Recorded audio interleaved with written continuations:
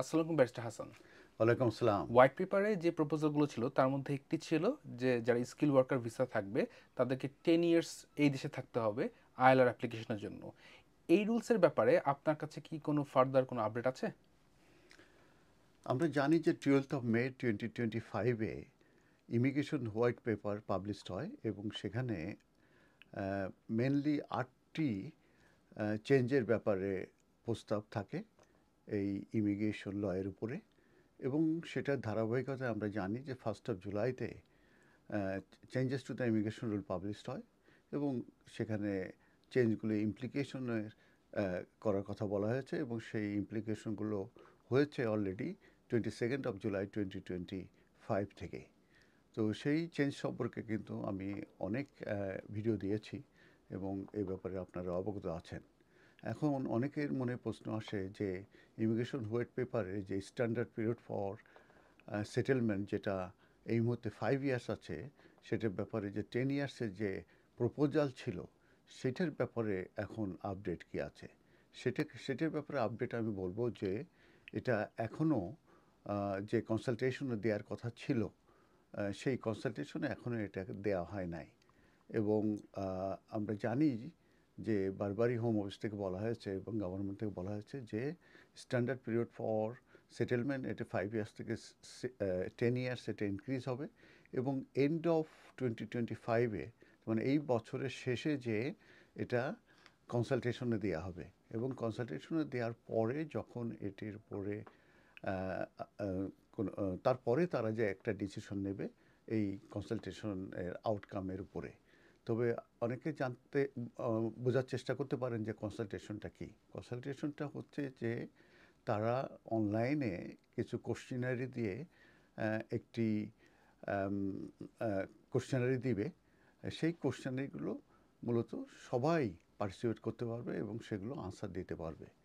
সেটাকেই মূলত কনসালটেশন বলা হয়। তার মানে সাধারণ জনগণ তারা তাদের ওপিনিয়ন ওই যে কোশ্চেনারি থাকবে অনলাইনে, সেটাতে কোশ্চেন আনসার ইয়েস নো কিংবা তাদের যে ওপিনিয়ন আছে সেটা দিতে পারবে। দিয়ে পরে যখন এগুলো তাদের কাছে যাবে তখন তারা এটা দেখবে এবং তারপরে যে তারা একটা ডিসিশন নেবে যে এটি 10 ইয়ার্স হবে কি না এই যারা স্কিল ওয়ার্কারে আছে। তো এটা আমরা অপেক্ষা করছি এন্ড অফ দিস ইয়ার মূলত এই কনসালটেশন আসবে। সেখানে আরেকটা প্রশ্ন ছিল যে এই যে স্ট্যান্ডার্ড পিরিয়ড ফর সেটেলমেন্ট যেটা 5 ইয়ার্স থেকে 10 ইয়ার্সে যেটা ইনক্রিজ করা হবে, এটা কি যারা অলরেডি ইউকেতে আছে সিন্স 2020 থেকে স্কিল ওয়ার্কারে তাদের ক্ষেত্রে অ্যাপ্লিকেবল হবে কি না। এটি নিয়ে কিন্তু আমরা এই 12 মের পরে অনেক নিউজ দেখেছি এবং জল্পনা কল্পনা হয়েছে।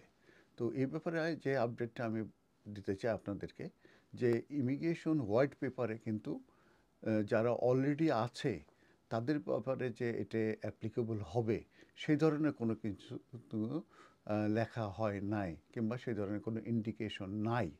কিন্তু পরে আমরা নিউজ পেপারে দেখেছিলাম যে এটা হয়তো বা হতে পারে, জাস্ট এটা এক ধরনের গসিপ কিংবা এটা গুজব বলবো।